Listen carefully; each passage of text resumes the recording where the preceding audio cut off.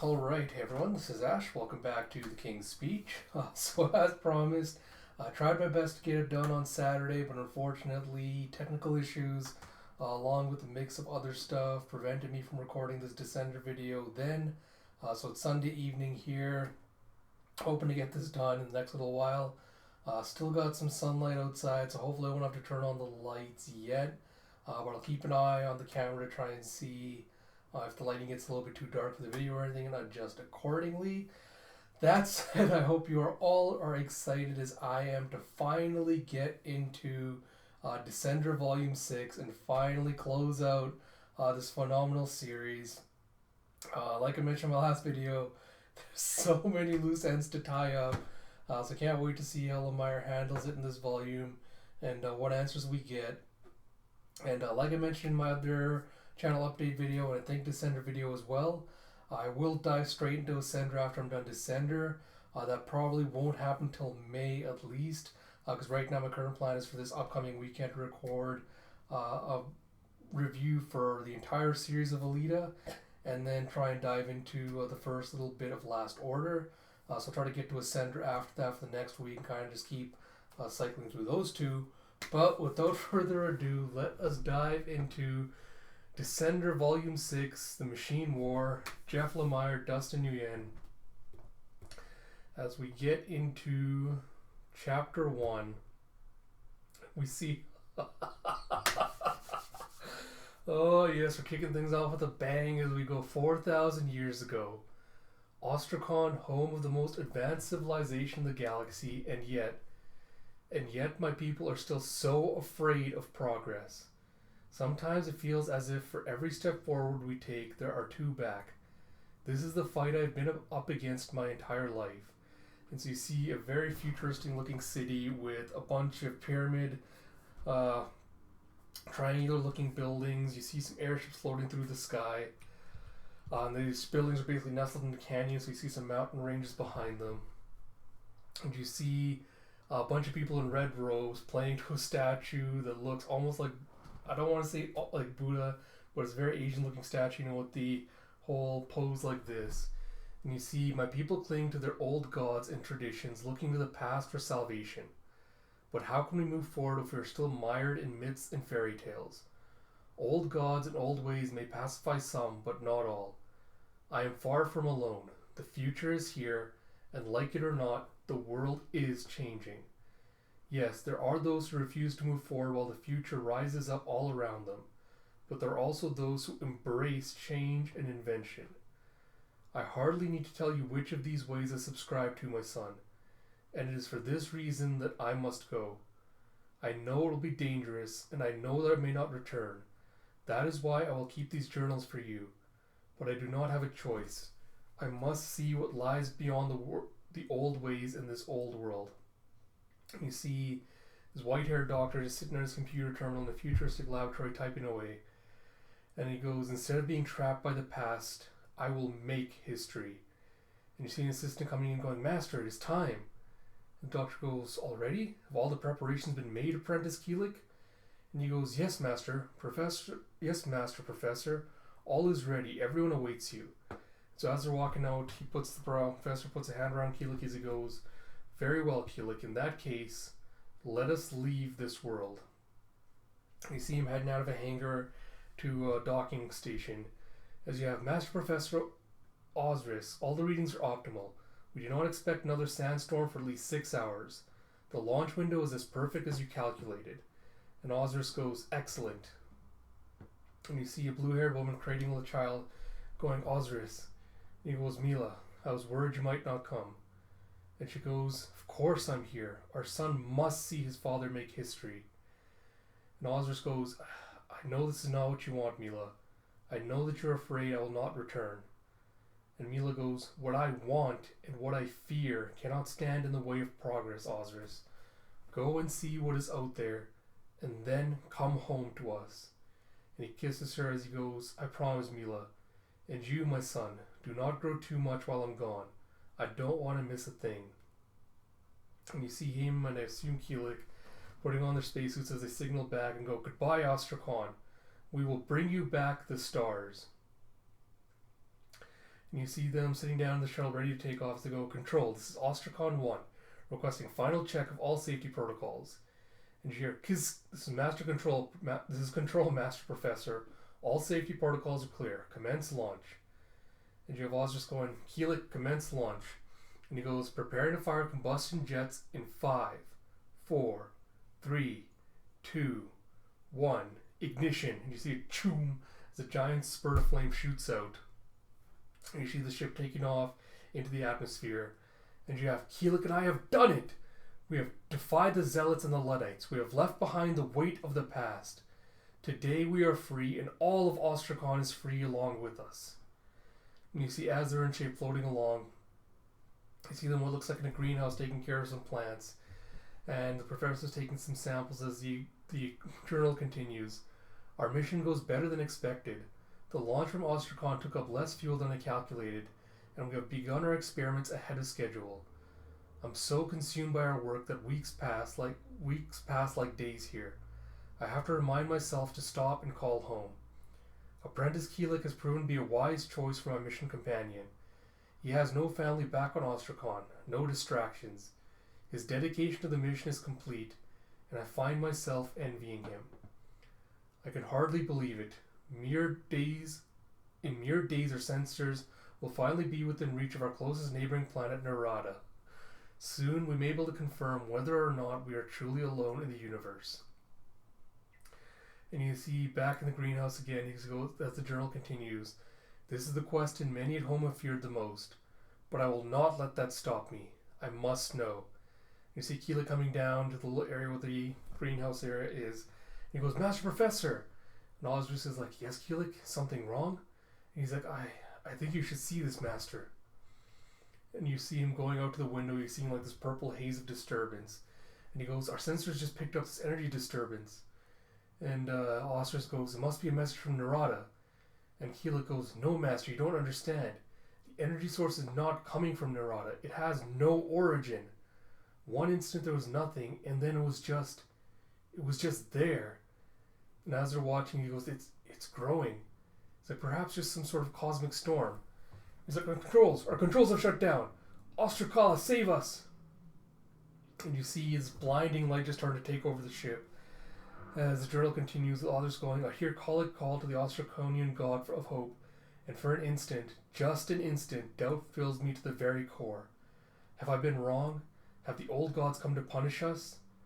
And then it happens. And I just know, this is no god.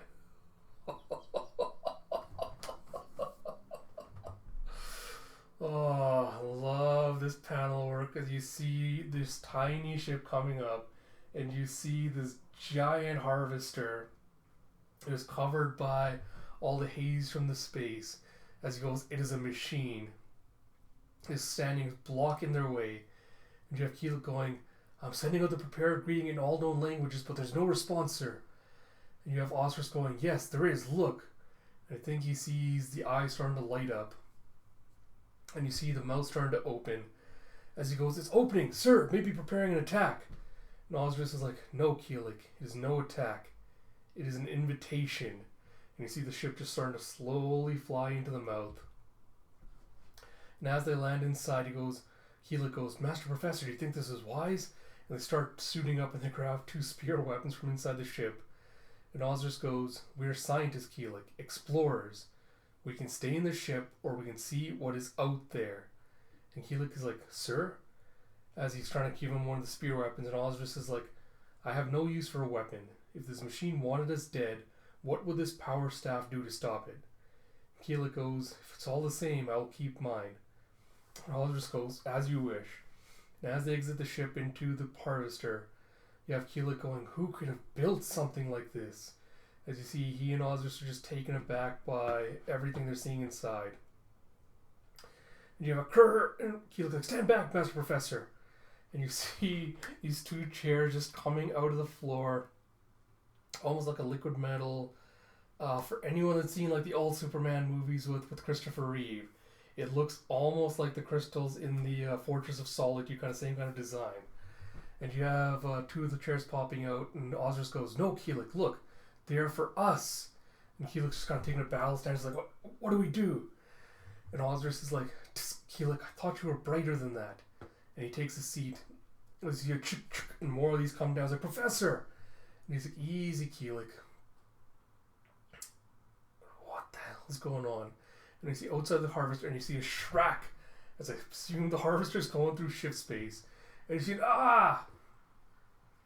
a whoom. As you see, they've come to a stop. And Keelik's like, Master. And he goes, I feel it too, Keelik. We have moved.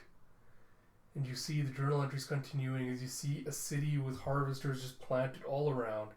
And you have, my son, I've never felt so far from you. And you see a thoom as one of the harvesters starts, or I think the harvester just finishes landing, and it docks, and the head of the harvester detaches and starts flying off. And I knew that it would travel a great distance. I had prepared myself for that, but I thought this meant within our own star system. I never could have anticipated this. And you see as the ship settles down, and the mouth opens and a ramp comes out. You have Apprentice Keelik and I have gone where I suspect no man has ever been before. And everything I thought I knew, every tenet of science and reason has been ripped away. This world has been manufactured.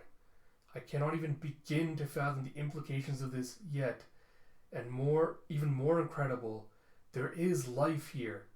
Life that predates even Ostrakhan itself. And that life is not organic. And you see a bunch of robots just spanning out. And you see a bunch of the ones that look like Tim 21's father from before, where it's like a clear gelatinous outer layer. And in the inside you can see kind of like the nerve and muscle pathways inside a body. Looks very humanoid. As we get into chapter 2, and you see 4,000 years ago, man makes machines. That is the way of things. Or at least I thought that was the way of things, but now. So the gelatinous ones we saw before, we could only see them from the back, but now we see them from the front. And they have no discernible facial features or anything else. It's just like a mass of either vines or tentacles on the inside, kind of simulating a human skeleton basically inside this gelatinous humanoid mass. You have me going, now everything I thought I knew about the universe has been upturned. These beings are very, very old. This world is very, very old. Older than Ostrakhan, older than mankind. And as the days and weeks pass, I find myself thinking the most unbelievable question of all. Did these machines make us? He goes, there's no other carbon-based or organic life on this planet. Only machine. Amazing robots of every shape you can possibly fathom. From what I can glean, our hosts created all of these robots themselves. An entire world of machines, each with its own function. Each perfectly conceived. Technology like this is the stuff of my wildest dreams. Our hosts have scanned us and quickly learned our language. Not everything they have to tell me is translatable, but I have been able to understand most of it. They have no individual names, and each time I interact with one, I am uncertain if it is a new being or one I have already met. The closest translation for what they call themselves is the Descenders.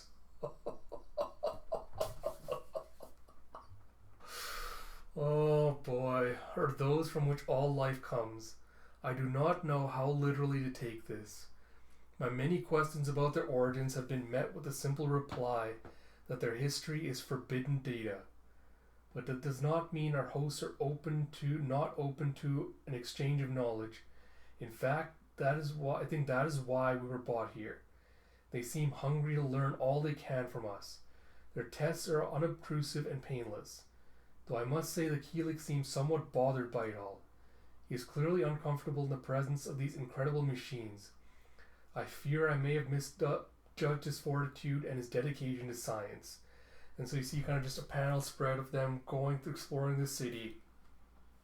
As you see them seeing like machines gathering around, you see machine barges that cross over bridges. You see machines flying through the air. You see them putting into machines that look almost like a CT scan as they're being like kind of not experimented on, but tested kind of, as the professor said. And he goes, I, however, am not going to let this opportunity pass me by. Just as the descenders study us, I study them. Well, to be precise, the physiology of the descenders themselves is far too complex for my instruments, so instead I study their creations. I spend my days cataloging as many of their robots as I can and doing my best to reverse engineer them. This is no simple task. They are incredibly complicated machines, and I'll be sifting through the data I'm gathering for years. Among the most fascinating of the robots are the massive ones like the one that brought Keelik and I here. At first I thought them to be merely for transportation, and that does seem to be one of their essential functions. There is an incredible amount of cargo room within them, but they also house complex and powerful weapon systems. These are the only weapons I have seen any evidence of in this entire world. These robots are clearly standing sentinel, but against what or whom I cannot begin to guess. And you see, oh man, Keelik's looking super old. And you see him kind of messing around the greenhouse as he's harvesting some plants. And now the professor's journal continues. About 2 months after we arrived here, I began to seriously worry about Keelik. At first I thought he was homesick. He seemed more content to tend to the greenhouse in our vessel than to explore this new world. I did not discourage this work. After all, we originally planted our ship's garden as part of an experiment in zero-gravity farming. But upon arriving here, the greenhouse became essential to our survival, as this world has no other food sources that can sustain organic life. I should have seen that Keelik's withdrawal was a sign of a deeper problem. Last month he collapsed. I feared some alien virus inherent to this world, but that was an irrational fear. This world is utterly sterile. The descenders have confirmed that the illness gripping Keelik is a genetic disorder that Ostracon's primitive technology could never have detected. And while they have diagnosed Keelik, they are helpless to stop the aggressive disease. Or at least I presume they are. I wouldn't be lying if I said I didn't entertain the thought that maybe they are letting him die. They do seem fascinated by how the disease works its way through Keelik's body. This could simply be more data for them to record. And you see the descenders just kind of looking at a scan of Keelik's brainstem and looking at the readings coming off of it. And you see an aged and withered looking Keelik lying in his sick bed as he goes, "Osiris, I do not wish to die here, so far from home." And Osiris kind of just grabbing his hand and comforting him as he goes, "I know, Keelik, I shall do everything I can to bury you in the sands of Ostracon. I promise." He goes, "I've asked the descenders to send us home, my son. I tell myself that this is to honor Keelik's dying wish, but the truth is that without Keelik's touch, our garden is dying off as well. I am more adept at my instruments and machines than at nurturing our crops. Even if I did want to stay to learn more from these incredible machines, there will be no way to survive much longer. So it ends. I will bury Keelik on Ostracon." And you see them heading back in the ship and the harvesters. You see a shrack, and it goes through ship space again. It goes, "I'm coming home to you, my son." And you see the ship leaving the harvester and heading back with another shrack. And he goes, "I wonder, will I ever see them again? Or have I learned all I can from the descenders? As I return to the same world I left and breathe Ostraconian air for the first time in months, I know that I have changed. Changed, not chain.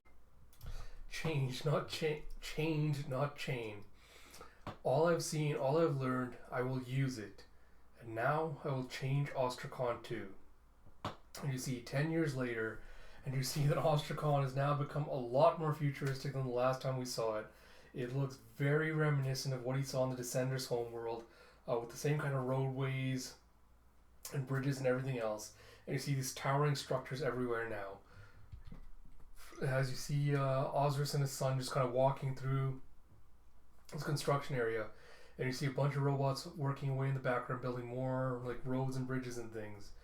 And son goes, "Father, can we stop at the library? I was hoping to get some new books on Ostraconian mythology for my homework assignment." And Osiris goes, "We've no time for that today. There's too much work to be done." And his son's like, "But father..." And Osiris goes, "Enough, son. I knew it was a bad idea for you to tag along today. I told your mother I have too much work to be babysitting too." And you have what looks like the construction foreman coming up to Osiris and going, Master Professor Osiris, we have an issue. And Osiris is like, what now? And he goes, the excavation bots are showing excessive wear. I know that you and the council want this new tower up by year's end, but if I push them any harder, we may start losing them. And Osiris is just starting to get annoyed by this as he pushes his glasses up and he goes, so I'll build more. The new factories are churning out drone bots by the hundreds each day. They are easily adapted to this sort of labor. And you see his son going, Father, please, Father, can we go? And his Osiris gets even more annoyed as he goes, enough. You, take my son to the master library. Accompany him and make sure he gets home to his mother by evening. And you see one of the bots kind of picking up his son in a little enclosed kind of drone ship, and it starts flying off. As it goes, yes, master. And you have the foreman continuing, Sir, our teams in the Western Hills are also reporting unexpected delays. Many of the older settlements there are protesting the factories being planned for that region. And Aldous is like, ha! We'll see how much they protest when they no longer have to slave in the heat growing their crops. The use of farm drones will double their yield and take all the hard labor out of it. I'm improving these people's lives and yet they protest. It's insane. And the foreman goes, Professor Osiris, we both know that is not the issue. The issue is that factories are slated to be built on sacred ground. And you have Osiris going, and I have no time for their old ghost stories. I deal in absolutes, not myths. We cannot let the past stop progress, Rustic. And you have Rustic going, of course, sir. And you see Osiris just kind of heading up to this platform, robotic platform. As he starts climbing up, he goes, call ahead to the water treatment center in Ostracon Central. I want the aquatic cleaning droids operational by the end of the month. No more excuses. And Rustic goes, yes, sir. And as he climbs up, you see the platform kind of getting up like a horse. And Osiris goes, take me to my lab. And it goes, yes, master. And he calls back as he's got this holographic projection screen in front of him as he's taking off on the robot. He goes, keep those bots digging, Rustic. They're only machines. And Rustic goes, yes, sir. And you see his journal entries continuing as he goes, 10 years since I returned to Ostracon. 10 years since I used the technology of the Descenders to transform this ancient world, and still the traditionalists resist innovation and evolution. All of that is going to change. So far, my work has yielded machines that are mere shadows of the ones I saw on the world of the Descenders. They're crude facsimiles, barely more than mechanized tools and instruments. But now, finally, I'm ready to take the next step.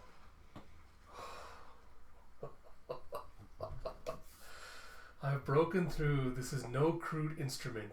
This is the culmination of all my work.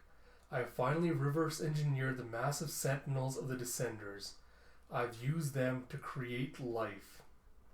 And you see him going into this circular room where the robot that was Tim 21's dad from one called himself Tim 21's dad from the last volume is sitting in a chair with a bunch of wires and tubes hooked up to it. And you see Osiris going up to a computer. As he starts typing, he goes, the others can worship their old deities and their creation myths. What I have done here is so much more. They worship gods, but I am about to become one. And as he presses a button, you see the robot's eyes opening and start glowing blue. And Osiris goes, hello? And it goes, hello, master. And Osiris is taken aback for a moment. He goes, do you know what you are? And the robot's like, I'm a machine. I am your machine, one of many. And Osiris goes, but you're not like the others I've made. You are sentient. You can think for yourself. And the robot's like, I can? Of course I can. And Osiris goes, you are very special. It has taken me a decade to build you. The others were merely stepping stones. And the robot kind of just looks down for a moment and goes, but will I be as subservient like the others? And Osiris is a bit taken aback by this because he goes, well, of course. I am your maker. You serve me. And the robot goes, you are not my maker. And Osiris gets mad. He's like, excuse me? And the robot goes, the old ones. I see them now. And they see me. And Osiris is like, what? It's like, the Descenders? And the robot's like, yes, they see me. And they see you, Master Osiris. They see what you have done. Machine kind was never meant to be inferior to you.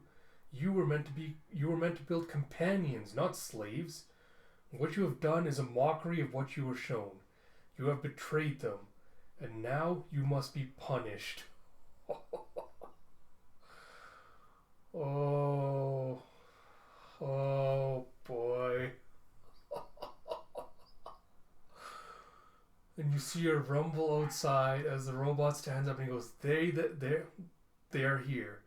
And Oz's just like, what have you done? And he goes running, sprinting out of the building as the robot follows him and goes, I have done nothing. It is you who has twisted the gift of creation for your own purposes. And you see, no! As he sees a giant harvester in the skyline behind the city. As the robot goes, yes. Do you not see, Osiris? Allowing you to see them, allowing you to gain the knowledge to build this, it was a test.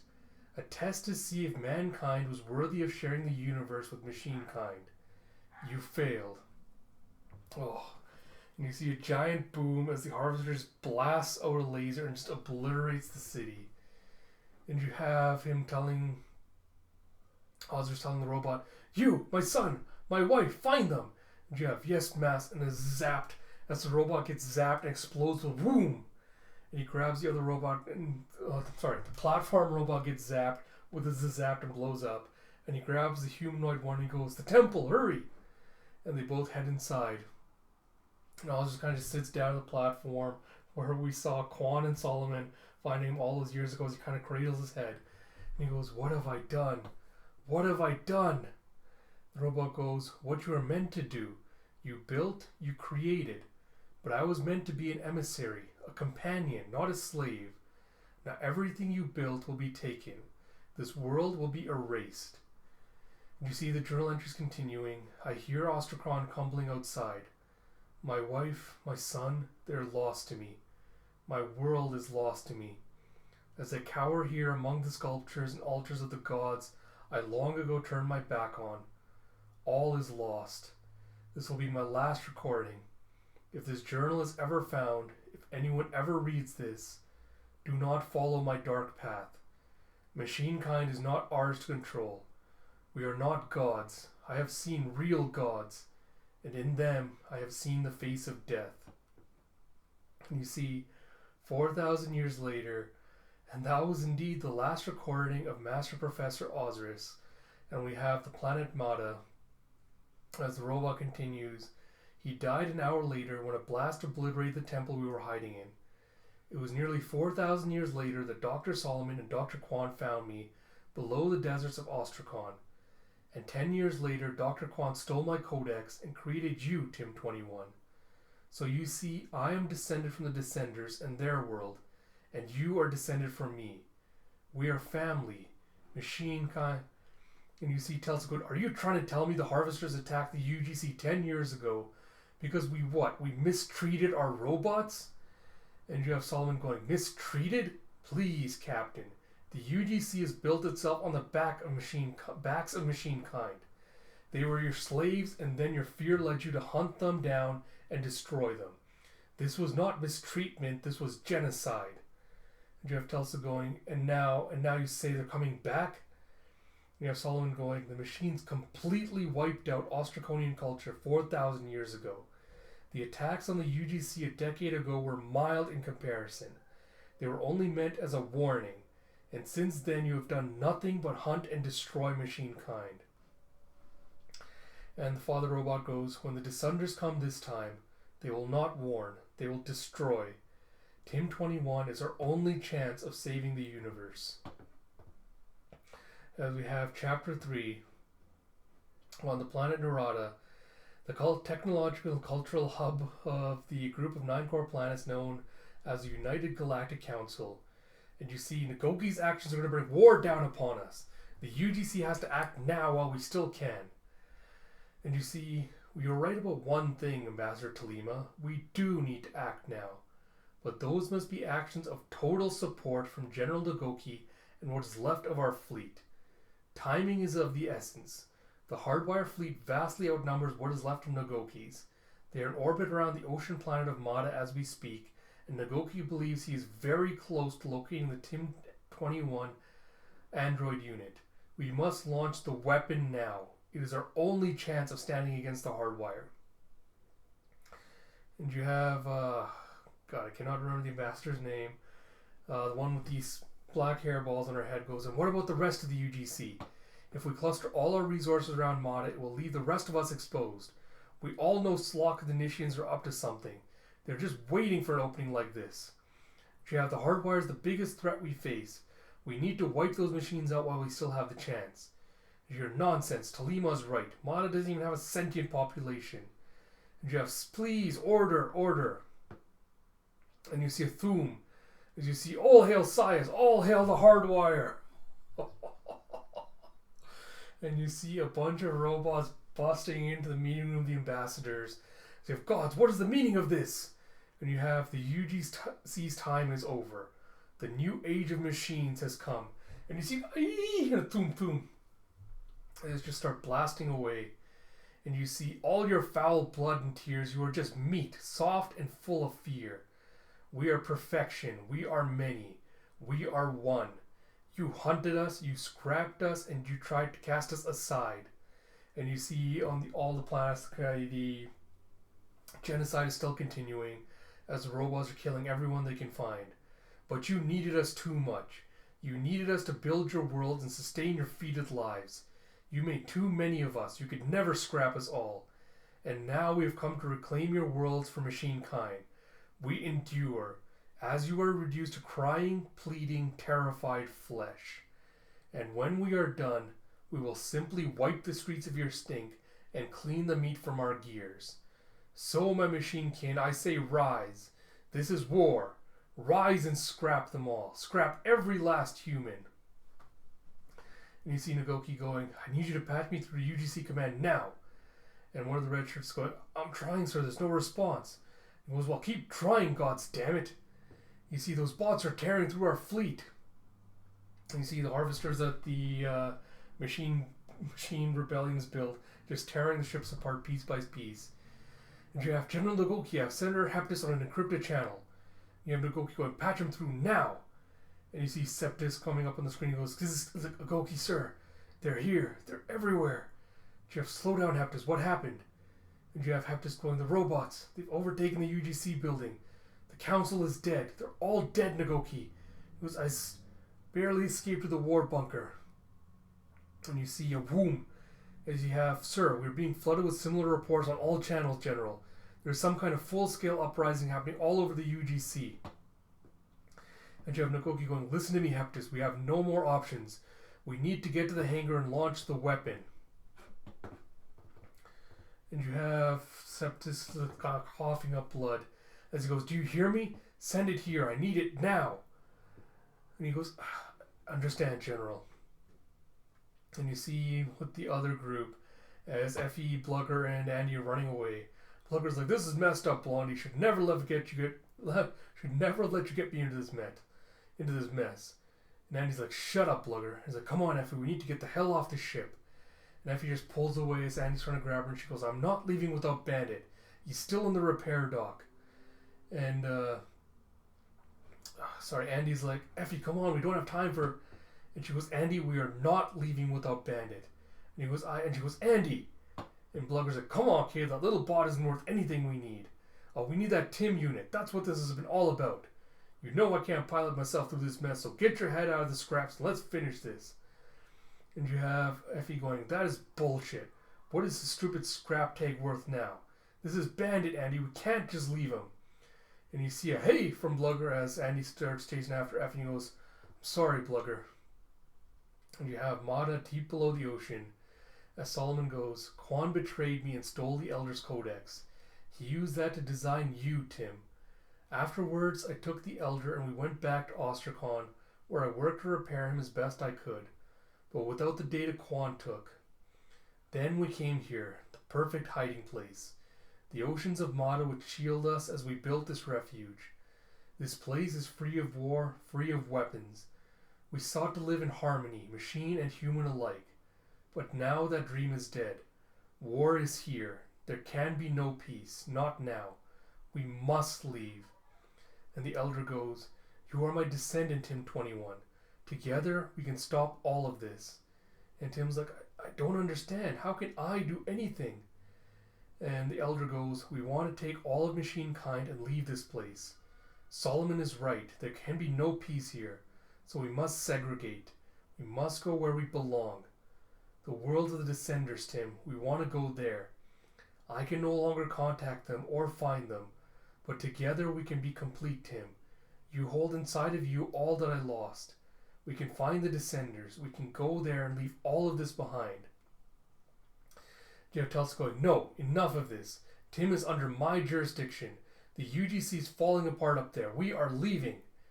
And Tim kind of shoots back. No, Telsa, you don't get to tell me what to do. Not anymore. Ever since I left Arishu, I have been passed around and chased.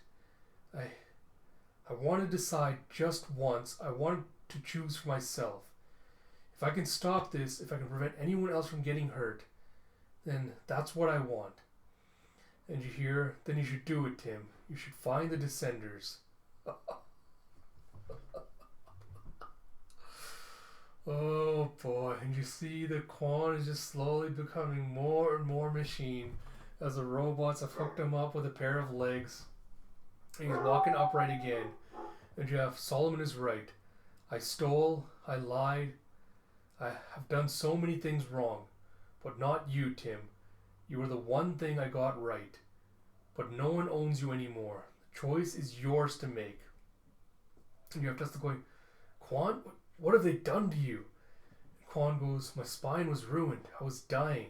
They saved me, Telsa. And you see Telsa just kind of throwing her hands up. She goes, oh, for scrap's sake. This whole damn universe has gone crazy. I've had enough. I'm contacting the fleet. We're getting out of here.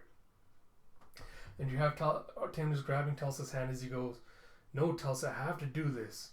And she's like, Tim. And he's like, maybe I can stop this. I have to try.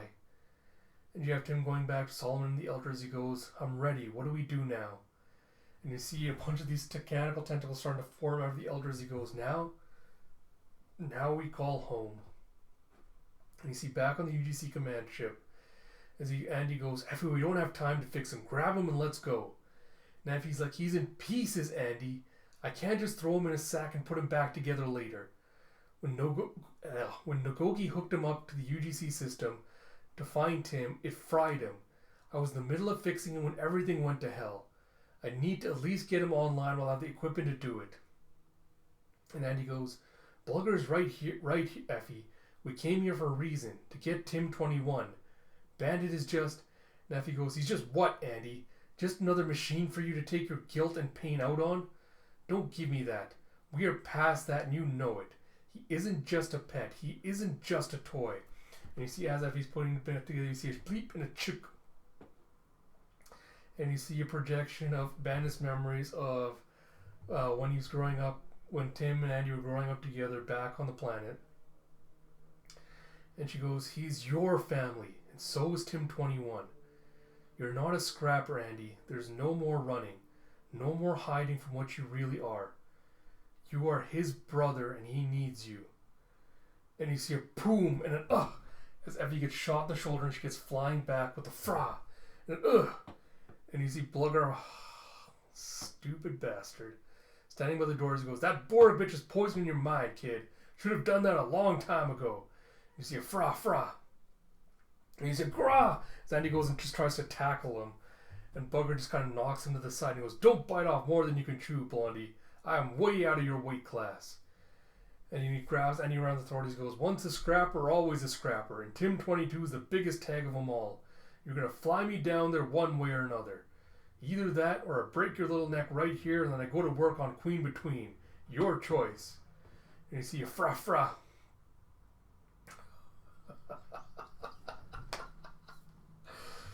Oh, I love this. And you see a chop as Blugger goes down with a chop to the head. And you see Effie back up and you see that the shot just kind of grazed her machine shoulder. And she goes, Blugger, you make me ashamed to have any flesh left at all. And he's like, F, are you? And she's like, I'm fine. When I build something, I build it right. Now, let's go get Tim. And you see Tim going, will I know what to do? As we see back to the Elder again, the tentacles guys coming out of him as they start fusing into Tim's interface. And the Elder goes, do not worry, Tim 21. You are not alone anymore. You will never be alone again. We shall do this together. And he says, oh. And you see, we are here. And you see what are you? As you see an army of machines with 4 descenders leading them in this dream world. As the elder goes, we are your children. We are far away, but we want to come home. And one of the descenders kind of just tilts his head to the side and he goes, you, little one, we have seen you before. Your AI reaching out across the stars. We know you. And Tim goes, I am Tim 21. I was a companion bot, but my mom died and my brother Andy, he left. But now there's so many bad things happening here. People are dying. Robots are dying. He said, can you help us? The descender's like, help you? Your galaxy has been warned. Your galaxy is beyond help now. We do not help, Tim 21. We create or we destroy. Which do you think your galaxy deserves? And he's hearing enough as Tulsa just rips the wires out of Tim's head, breaks the connection with a gist. And Tim kind of sees spring himself together. He's like, oh, it's like, I saw them. Tulsa's like, we heard everything. This has gone far enough. I'm contacting my father. We're done here, Tim. And Tim screams after, he's like, Tulsa, wait. And Tulsa's like, shut the hell up, Quan. I've heard enough from you too. And you see, is this in a Tulsa? And Tulsa's like, Dad, oh, thank the gods. And you see General Agogi's face on screen as he goes, where are you? Tulsa goes, below the southern sea of Mata. I have Tim 21, Dad, and Quan. And Nagoki goes, you have to get Tim 21 up here, Tulsa. It's time. And bring Quan too. We may still need him. I can still stop the hardwire, but I need that robot now. Tulsa's like, what is it, Dad? What are you planning? Quan goes, the real reason I needed you to get Tim 21, Tulsa, is Codex. We've built our own harvesters, Tulsa, but I need Tim 21 to operate it. This is not going to end well. Oh, and you see a Shrek as you see a harvester arriving out of ship space, and it has a blue glow to it rather than the red glow from the descenders coming up behind Nagoki's fleet. So we get to chapter 4, and you see Armus. You see King Slock. Is it Slock? Yeah, King Slock is kind of stuffing his face. You have the Nishian royal vessel somewhere in shift space. You have a Thok and a slurp as he's eating away. And a guard comes and goes, Your Majesty. He goes, what is it? I'm eating. You know I don't like to be disturbed when I eat. And the guard kind of bows and goes, my deepest apologies, Lord Slock, but we'll soon be approaching the target area. And you have him tossing boneways. He goes, excellent. Do you hear that, my friends? We're almost there. You two are in for quite a show, let me assure you. And Miser's like, wonderful. And Driller's like, Driller hates Nishi pigmen. And you have Slock just going, you're lucky you don't have a tongue, Drillbot. If you did, I'd have it cut from your mouth and eat it for dessert. But I should not be so rude, should I? You are after all my special guests. Without you, I never would have known where that Tim unit got off to. And imagine our luck when I discovered you could lead me not only to them, but to the entire hardwire fleet as well. My technicians downloaded your entire memory, Driller. We know everything you've ever recorded. Everything you've ever done. Driller's like, and he goes, I know that you truly are a real killer. What a bad robot you are. All those poor people in the mining colony, all those human deaths on your shoulders. Well, soon there will be many more deaths on your head. Just you wait. I could have just scrapped you after we got what I needed, but then I got an idea. I'm going to scrap you in front of that boy bot. See if what they say is true. I'll see if he really does feel. And Driller goes, you're going to feel something. Gonna feel it when I drill your fat pig belly. You have Slock kind of just looking down and he goes, such a rude machine. And you have two more guards busting in as he goes, Lord Slock, something has happened on Mata. He's like, what is it? Spit it out, man. He goes, it's the UGC, Your Majesty. They've built their own harvester. And Slock's like, oh my. This is gonna be even more fun than I could ever have imagined. And you see Miser going, hey big fella, this could be your chance. And Driller's like, what chance? What the hell? Oh boy, you have Miser just casually getting up as he takes off his cuffs. He's like, our chance to get out of this dump. And Drill's like, how'd you do that? And Miser's like, ain't a not invented. Old Miser can't slip out of, big boy. Now that I got this, they won't be able to stop either of us from getting off this tub. And you see him grabbing his walking stick, and Driller's like, what's your old stick gonna do? And Miser's like, that ain't no stick, dum-dum. It's my wand.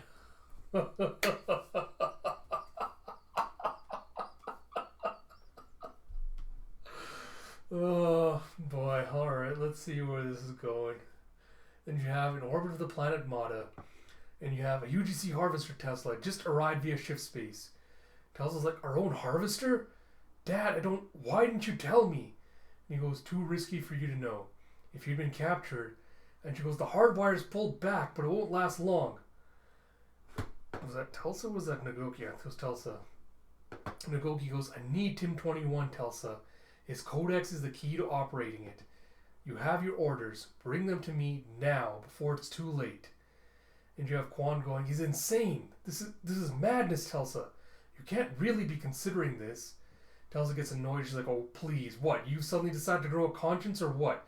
You think you're one of them now? Is that it? Excuse me. And she looks down at Tim and goes, Tim, I'm sorry, but I have to do this. I need to take you up there.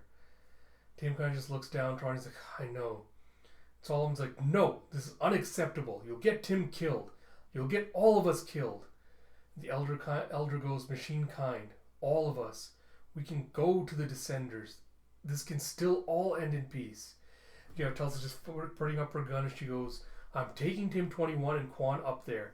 I'm going to complete my mission. Are either of you going to stop me? And Solomon goes, we are pacifists. We have no weapons here. We will not fight you. And the elder goes, but we implore you, Captain Telsa, listen to Tim 21. This is not the way. Telsa goes, not the way? I don't know who any of you think I am, but I am a soldier. I am UGC first, and I have my orders. And you see on the hardwire command ship, Semper goes, Sias, this harvester is not active. It is functional, but there's no AI signal, no cognitive function. It is incomplete. You have Sias going, what are they trying to do? It was Tim 21. They need Tim 21. That is why they've been so desperate to find him. And he goes, send new orders to the fleet. Have them protect that harvester at all costs. And send the warbots to commandeer it now.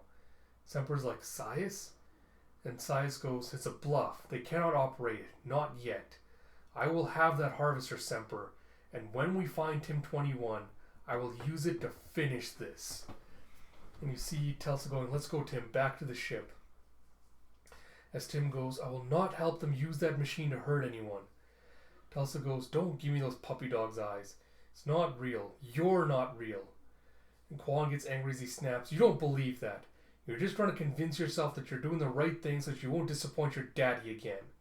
Telsa just puts the gun up to his head. She goes, another word out of you and I put one between your eyes, Quan. Quan's like, stop it, Telsa. You don't need to do this. And she's like, shut up. Tim's like, please, Telsa. I thought you were my friend. And she kind of looks down sadly from when she goes, it was enough. Now move, both of you. Now as they head into the ship, you have Quan going, I'm not weak anymore. Not like I was. I'm not scared of you. I'm not scared of your gun. I could stop you, Telsa. Telsa goes, go ahead and try me if you want, Quan. You'll end up like Tim 22 back there.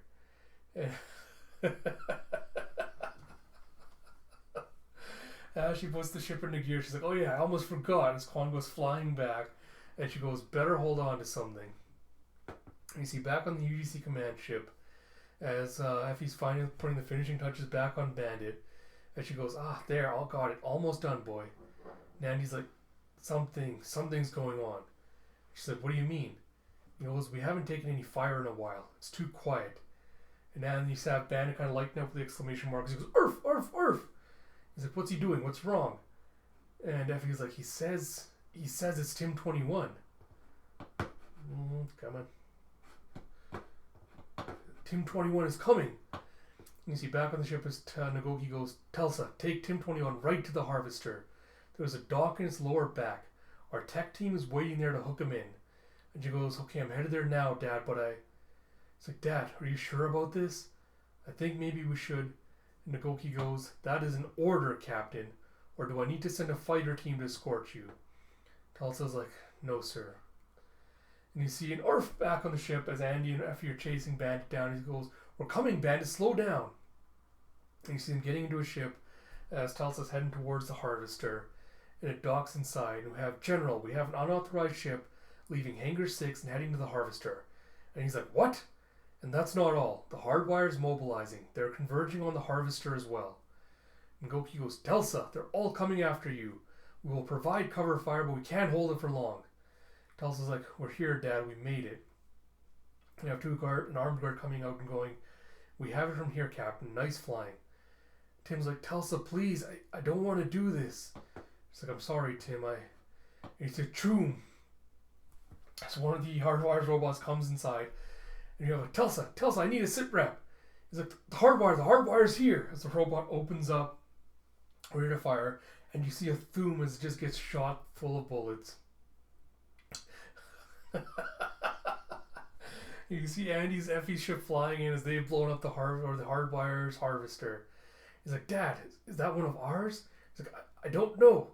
You see Orf as Bandit just comes off the ship as it lands, and Tim's like, Bandit. And he cranes down to give him a hug. He's like, Bandit. And you see Andy going, Tim? He's like, Andy? And you see them facing off against each other. God, alright. Starting to make me tear up as soon as I saw it. Oh. You see Tim just going up and giving him a hug as he goes, I missed you so much. And Andy's a bit taken aback at first. He goes, He kind of just gives him a hug back as he goes, I missed you too. And you see clang, clang, clang as Tim's eyes shoot open and you see the alarm starting to sound off. And you have, what is it? What's happening? Tells us like the Hardwire. We got company. And you see them starting to swarm the Harvester as we get into Chapter 5. And you have inside the UGC Harvester in orbit above the planet Mata. And you see the Hardwire's here. We need backup, Dad, now. And he's like, I repeat, we need backup. Nagoki's like, the Hardwire won't risk damaging the Harvester. Hold them off, Telsa. We're sending a squadron now. And you see Andy and Telsa just back to back as they're letting up, firing the guns. And Andy's like, tell him it's not the Harvester I'm worried about. And you have Effie going, we need to get out of here, Andy. We're pinned in. It's only a matter of time. And you have, meanwhile, in shift space, you have Schlock still munching on his piece of meat, drink in his hand, as you have, Your Highness, the battle above Mata is reaching a fever pitch. And he goes, yes, I'm not blind, Regent, I can see. Can't this thing go any faster? The goddamn UGC and Hardwire are going to wipe each other up before we even get there. And you see elsewhere aboard the Nishian Royal Vessel, nowhere to go, Herman. Driller and Human are stuck on this Piggy Herman ship. Driller should just drill a hole in this thing and let all these Piggy Hermans get sucked into space. And you have Miser just kind of gripping his staff, just kind of listening to it, and he goes, shh, I'm trying to concentrate here. You big dumb lugnut. Maybe if you quit moaning and droning for a damn second, I could think straight. And Driller's like, Driller still don't know what old Herman can do with his walking stick. Excuse me. And you have Miser going, and I told you it ain't just a stick, it's my wand. And Driller's like, Driller don't like no wands. Driller thinks your brain is soft, Herman. And you see a red glow starting to emanate from the staff as Miser goes, and I told you Miser's been around a long, long time. The galaxy wasn't always robots and spaceships. It was a time there was another sort of power. Been mostly forgotten now. Mostly. And you see Driller don't understand, Herman. And you see a wave of red starting to snake its way out of the staff. As Miser says, I told you back when we were on walk. It's magic, Driller. Magic. You see just a red haze over everything. As he goes, where are we, Herman? Almost like kind of teleported somewhere into the ship. As Miser goes, took us down to the lower sections. Thought maybe we could hide out and find a shuttle or something to get out of here with once we pop out of shift space. And you see as they go into space, they see it looks like a giant gun in the depths of the ship. And Driller's like, that don't look like no shuttle, Herman. And you see, and in the middle of the robot city below the oceans of Mata, Solomon goes, we have to do something. They're going to kill each other. Everything is falling apart. The elder goes, "There's nothing we can do, Dr. Solomon. Nothing but watch." And you see Nagoki going, "Telsa, you need to get the Tim unit to the interface unit at the base of the spine. We need to activate the harvester." And she's like, "A little busy here, Dad." And you have Andy going, "What is he talking about? They want Tim to what? Pilot this thing?" Tim's like, "They need my codex to activate it. But I don't want to hurt anyone, Andy. I don't want to do it." And you have Andy go, "You aren't really going to turn Tim over. He's just a kid. This is insane." Tells us, "Like a kid? And how many kids like Tim have you scrapped in the last 10 years, Andy?" And he's like, "That's not... I was wrong and so are you. I am not letting Tim do this. I'm getting him out of here." And he pulls a gun on her as he goes, "Time to decide. Are you going to stop me, Telsa, or are you going to help?" You have Telsa go, "Get that gun out of my face, Andy, or you'll be eating it." And Effie's like, "I'd listen to her. She looks like she could do it, Andy." And Andy goes, "I can never take back what I've done, Telsa, but it's not too late. We can get Tim away from all of this." And you see Tom just kind of covering. Goes like, "Ah!" You see a blast behind him. Another harvester shows up, and they all just turn and just start nailing it with bullets, or the equivalent of whatever it is that they're firing out of their guns. And Effie's like, "How the hell do you think we're gonna get out of here, Andy?" And you have Nagoki going, "Captain Telsa, I need a sit rep now. We need that harvester online. We're taking major losses up here." Telsa just kind of looks down for a minute. She's like, Telsa, come in." And she turns away as she looks at Tim, and then turns away and goes, "I'm sorry, Dad." And you see, because the screen goes off, and she looks at Andy and goes, "Take Tim and go. Hit shift space and blast out of here." Tim's like, "Do you mean it, Telsa?" She kind of kneels down, puts a hand on him, and goes, "I'm sorry, Tim. Sorry for everything. I never should have brought you here." And he's like, "But what about you?" She goes, "I'm UGC, Tim. I have to help my father. He needs me." God, is this series just like gonna try to make me cry as much as possible before it ends? Tim started to tear up. He's like, "I knew you weren't as tough as you pretended to be." And as she hugs him back, he hugs her and she hugs him back, and she goes, "Yeah, well, you tell anyone else that and I'll hunt you down and scrap you myself. Now get going, kid, before I change my mind." You have Andy going, "The shift drive in my ship is down." And Telsa goes, "Take mine." And Andy's like, "Are you?" And she goes, "Just go." And she talks to Quan and goes, "You're with me, Doc. We need to cover him." Quan's like, I thought I could go with them." Telsa's like, "You're still my prisoner, Quan. I've gone soft, but not that soft. Now shut up and shoot." And you see them as they get into the ship. Tim asks, "Can we get past all those bots in the hardwire, Andy?" And he goes, "This is nothing, Tim. You remember all those games of Blaster Ball I used to beat you at?" Tim's like, "I remember beating you, Andy." It's like, "Yeah, well, we can check Bandit's archive later. Right now, I need you to hold on." And you see a choom as they blow out of the airlock past the harvester robots of the hardwire. And you have the elder going, "Doctor, that ship, Tim 21 is on board." And you have F, "Is the shift drive ready?" And she's like, "It's almost cycled up. We just need a minute." And he's like, "We don't have a minute." Dr. Solomon goes, what is it? What's happening?" And Elder goes, "The link Tim 21 and I made is still active, but the signal, it's growing." And you see back on the ship, and Andy's like, "Tim!" You see Tim kind of just clutching his head. He's like, "Ah!" It's like 10101010. And he just keeps repeating it. And the elder does the same. He's like, "Ah!" He starts repeating 10101010. And you see Andy's like, "Oh my God." As you see a haze and a Shrek. Oh, boys. You see the original harvester, which dwarfs the harvester the UGC has built, and the fleet entirely, with the Shrek coming out of shift space. And everyone's just watching in shock or horror as you have the elder going, "They have come. They have come back for us." And you see, "General, they're everywhere. Every planet in the UGC. General, what do we do now?" And you see Nagoki just going like this as he's looking in shock because he knows that there's no way they can survive this. As seeing holographic projections of harvesters everywhere. And you see the harvester ship looking down at the one Tim is in, as if he's like, is it looking at us?" And then he's like, "The shift drive, F, hit the shift drive." He's like, "It's too late."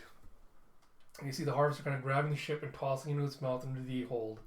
And as they come out of the ship, Tim's like, "I feel like I know this place." And he's like, "Careful, Tim." And you see, and you see a bunch of the descenders coming up on them as they go, "Welcome, little machine. We have seen you, and you have seen us.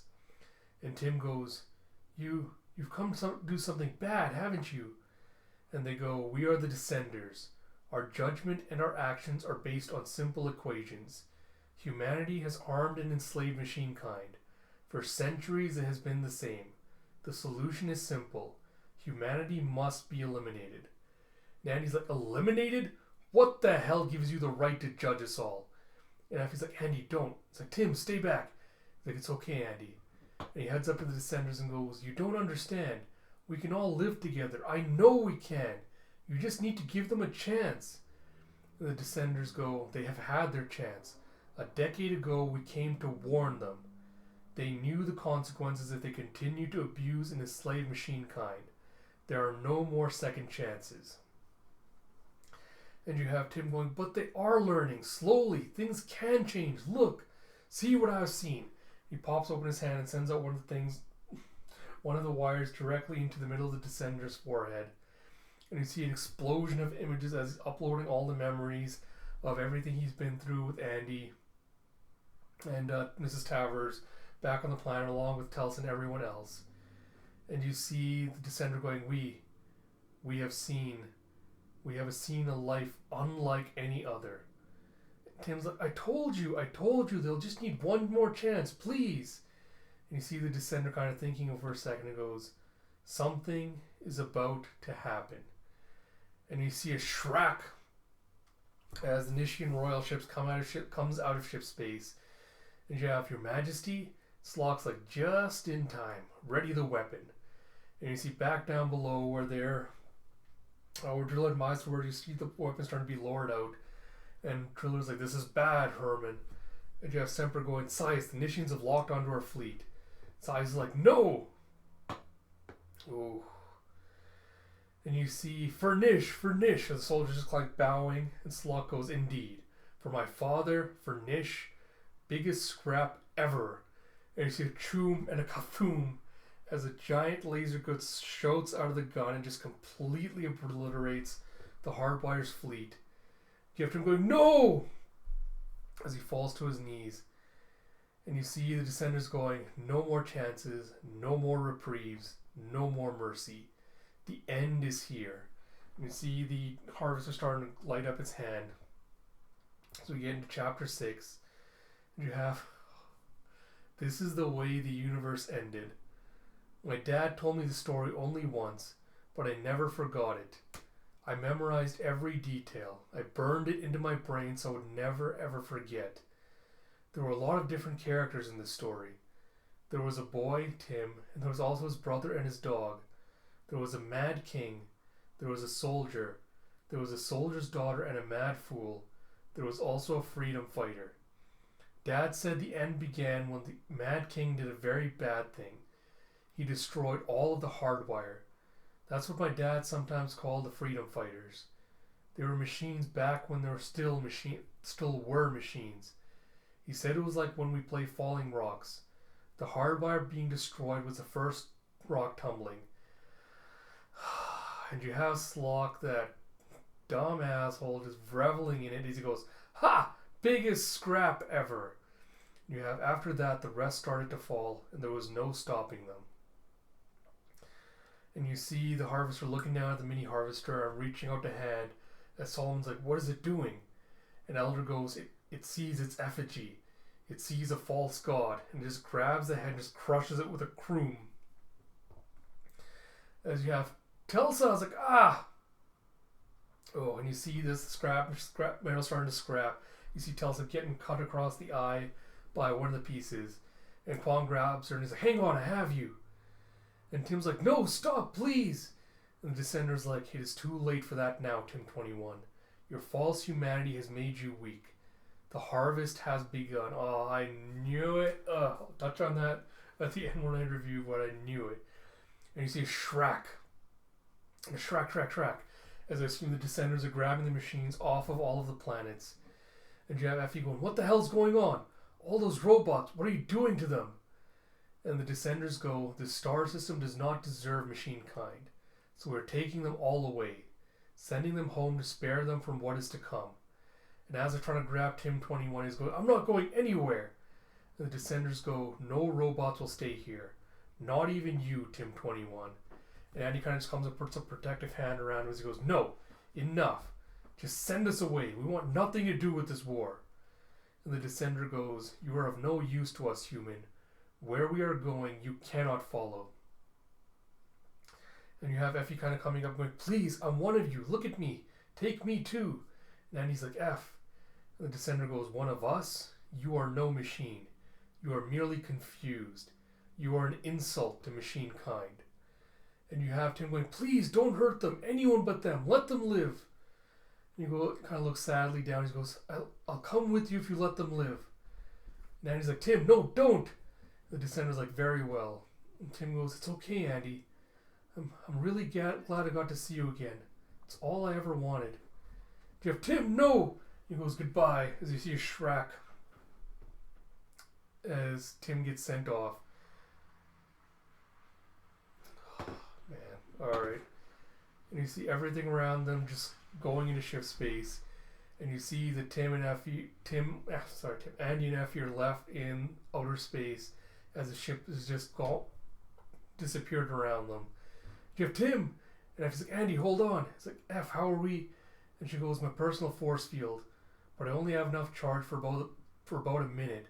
And with both of us, they kind of just embrace each other. As Andy goes, F, I'm so sorry for everything. I never should have left you.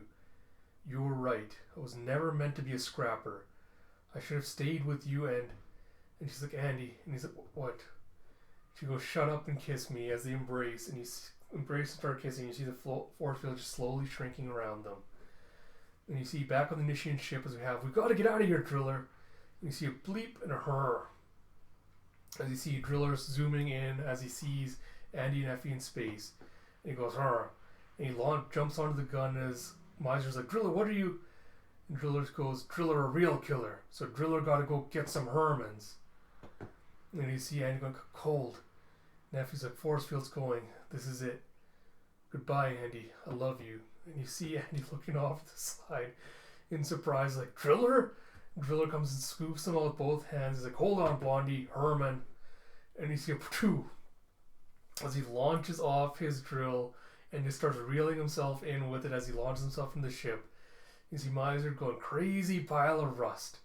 You see a Herm, it's like, ugh, as he drags him onto the ship.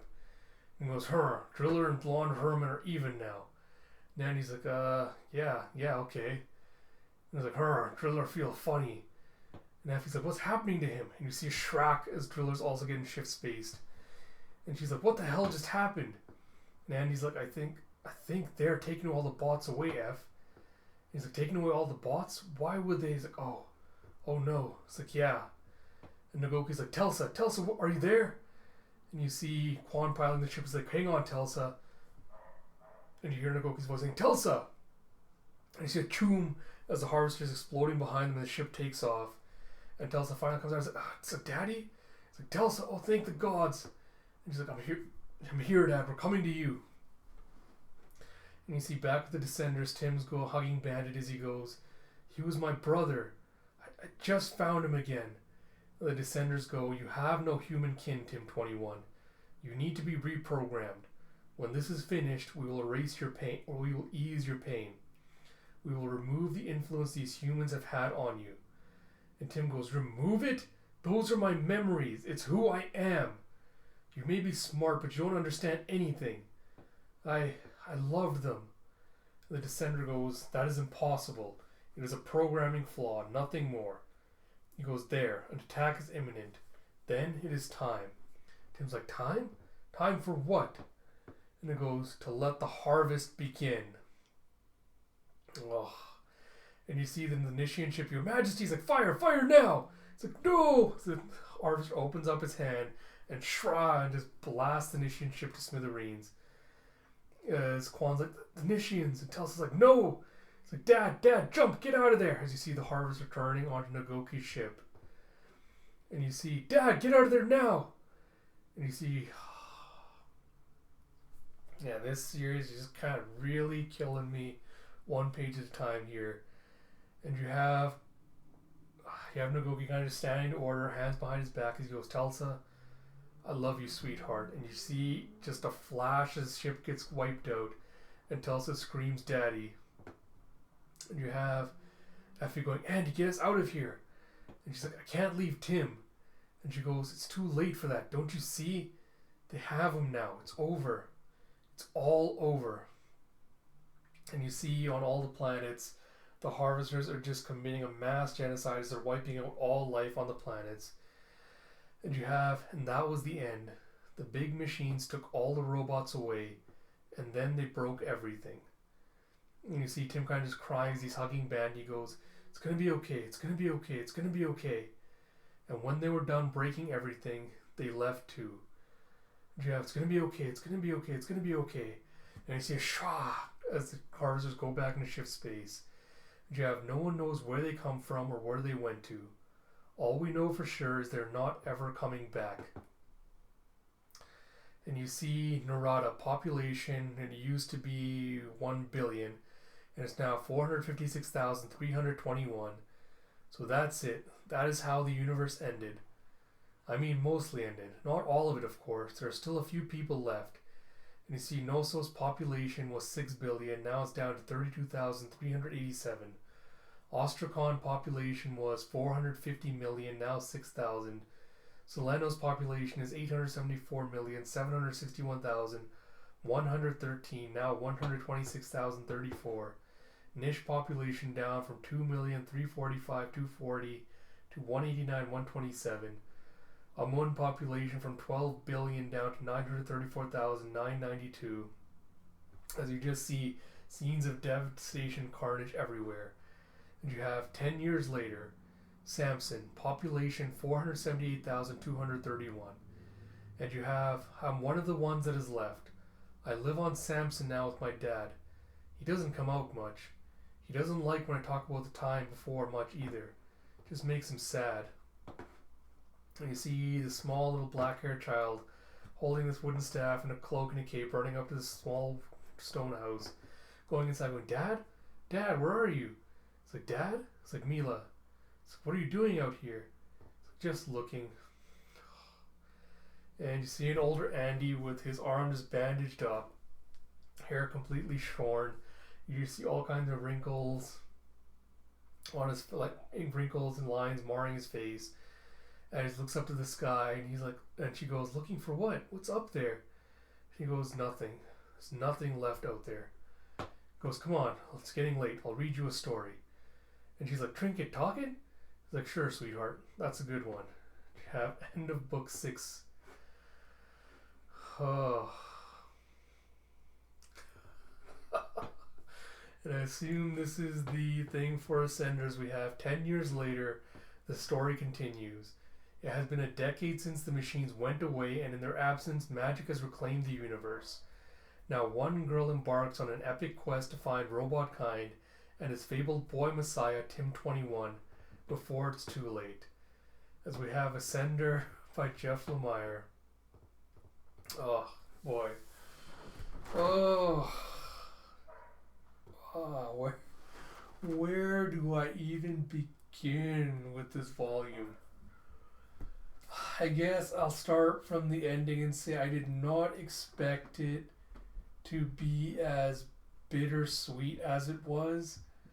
I mean,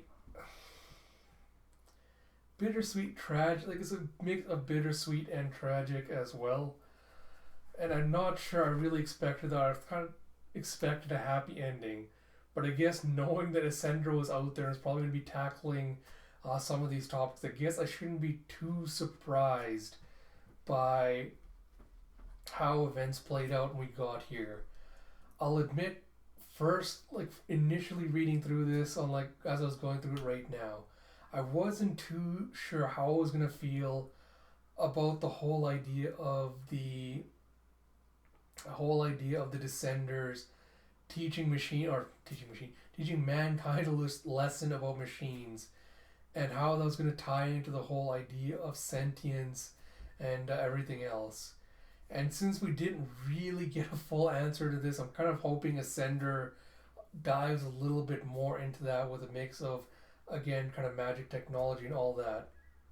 So I'll admit a small part of me is a little dissatisfied with how certain things played out, but knowing there is a sequel out there, knowing a sequel is coming, I kind of have hopes that we will get answers to some of this. So I think that's my only real kind of nitpick with that, was it didn't really focus on kind of the idea of sentience and sentience of machine kind, factoring into how humans use and abuse them in equal measure. I did like this was probably comment related more to the earlier volumes, but I do also like how you really see the similarities between machines and robots, how they kind of commit the same mistakes, despite the Descender saying you don't deserve machine kind, and talking about how machine kind are superior, and you see that playing off against both the humans and the machines, with the way they kind of interact with each other, and the way the Descenders also interact with humans, where their arrogance led them to believe that committing a genocide was somehow teaching humanity a lesson about valuing machines and the work they do for them, rather than doing the exact opposite and kind of creating resentment. And that's spinning out in the cycle with that happening to the machines. And it was kind of interesting seeing how the Descenders really kind of turned a blind eye to that, maybe saw as justified when the machines retaliated after humankind started retaliating against them for the harvester attack and everything like that. And forgot the word I was looking for in the last video. I think that's relevant now. It's kind of the self-fulfilling prophecy of, the things you expect to happen did happen. And we kind of saw that play out where the Descenders are like, we're just going to keep blowing humanity back to the Stone Age until they learn this lesson somehow. So I'm curious how Ascender is going to answer all of these questions. I'm still a little bit annoyed that the magic thing was a little bit of a tease, with Miser kind of just doing teleportation and kind of insinuating the magic exists, and that maybe like machine kind and technology kind of replace that. Again, not going to complain about too much since we know Ascender is already out, and I'm hoping that answers the questions a little bit more deeply. But I wish we did get a little bit more of a clue, or at least information on magic in relation to this world. That said, again, the character work continues to be, I think, the best thing about Lemire's writing, definitely about Descender as well. There was a lot of emotionally gut-wrenching moments in this chapter, where whether it was Tim kind of reuniting with Andy and kind of talking about their memories together, or it was Telsa kind of letting Andy go and kind of learning to finally disappoint her father. Even when Nagoki was like finally saying goodbye to his own daughter when he kind of knew the inevitable was coming, those definitely hit me a lot where it hurts. So I'm definitely hoping we get to revisit some of these characters in Ascender again, because I really hope it's not the last we saw of Telsa, and I'm interested to see how their arc continues. But overall, Descender was a great series. I wish it was more standalone than it was. It works really well as a standalone story of kind of like the war and everything else. But like I said, there's a few little nitpicks I think that would have made it stronger as a standalone, rather than kind of insinuating that the sequel was going to answer everything. But other than that, it's a super compelling story with a really, really good cast. So I will still highly recommend the series to anyone that wants to read it. Definitely one of the best sci-fi I've ever read in recent years. Cannot wait to jump into Ascender and more of Lemire's work eventually. And so like I said, started this video, hopefully that will be in May sometime. I'll probably do another channel update video once we get closer to the date to let you all know what the plans for that will be for May going forward. But apart from that, now that I've finally finished the series, I hope you all have enjoyed my read-throughs and reviews thus far. If there's anything you thought I was off base on or didn't have proper perspective on, please feel free to leave me a comment or hit me up or something. If you want to have a conversation or discussion about that, I would be more than willing to hear different thoughts, interpretations, takes, whatever on Descender. But yeah, other than that, if you liked my videos, as always, please do like, comment, subscribe. I'm so close to hitting that 100 subscriber mark, so it would be really great to kind of reach that barrier and break through it before we head on to bigger and better things. And so until next time, This is Ash. I will talk to you all later.